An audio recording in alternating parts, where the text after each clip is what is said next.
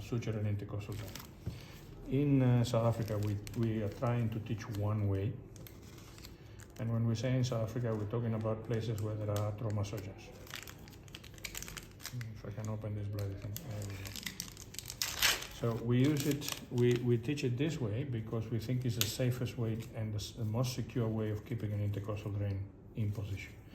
So now the first thing that you need to remember is that you need a very strong thread material there to do the stitching. So ideally you should ask for a nylon size 1. Okay, nylon 1. This is a silk 2O, which is very strong also, but sometimes they are just expired and then they break easily. So a 1. Now the nylon comes inside of the packet in this position like this. And it's got memory. It means it stays in that position until you stretch it.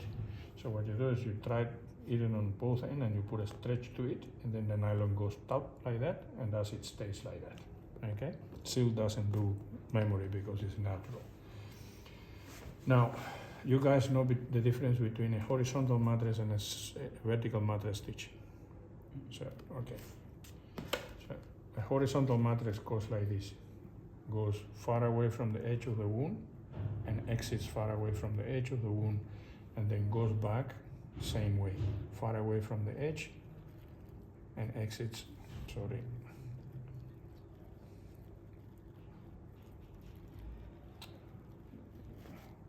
in that direction. So that's a horizontal mattress. Okay? Some textbooks ask to do this kind of stitches for intercostal drains. We're trying not to in our teaching to do it this way because it tends to let the IC drain slip out. So what you do is then you do a vertical mattress stitch. A vertical mattress is something that goes like this, so far away and far away, so about 1.5 centimeters on either end of the skin, and then the return, instead of coming this way, comes on the same line, but just on the edges of the wound like this.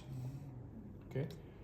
Now the loop is vertical rather than horizontal.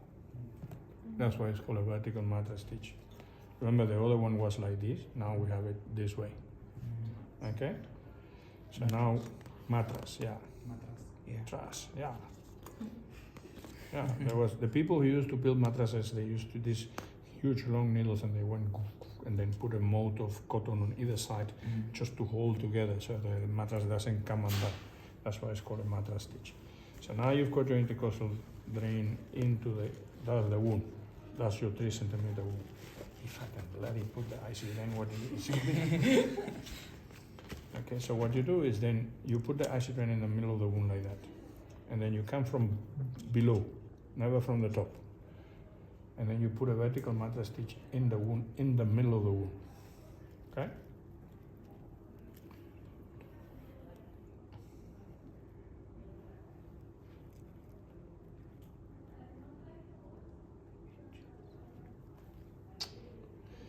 Really? It's worse than skin. No. Skin is very tough. Skin takes anything. You get rid of your needle so you don't break yourself. Okay? And then you put the two ends of the string together like that. And then you put in the middle here. You make a knot. Okay? There's a knot. That's your mark. Now what you do is you get a small artery forceps and you put the artery forceps through the loop. So here is your loop. And you put your artery forceps inside there and you pull the string like that. And it's sorry. So just hold there for me. So this thing is gonna get thank you. So, there, yeah, so no matter. This is the actual struggle that you get in the real patient. It happens all the time. So now you put the string tight. And then you start going around the intercostal drain very close to the skin with this. And you wind it. See, I'm going clockwise. Okay? All the way. I'm going clockwise. And you will see why we're doing this way. So now your knot is at the level of the skin now. What you do is you pass the string through the loop, and you make sure the knot is on the other side. So if the knot is still on this side, just grab the IC drain and twist the IC drain. See, the knot goes to the other side easily. Next step, you put 3 slip knots around your intercostal drain, like so. Then split, make knots.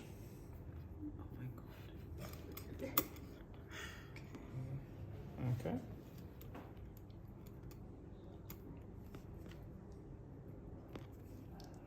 Now every time you pull on this, it will strangulate the skin. It's like a noose. It doesn't come out. Doesn't matter what you do, it doesn't come out. Okay? Now time comes to remove the IC drain. So what you do is you cut.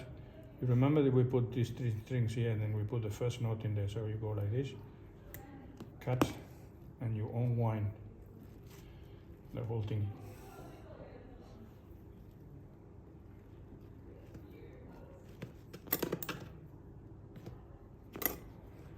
You unwind, somebody holding the pipe for you. Remember, removing an IC drain is a 2-hand job. So 2 people job. The one person holds the string in his hand, and then you see you've got the knot in there. You need to get rid of it. Now you've got a stitch in the wound already. Okay?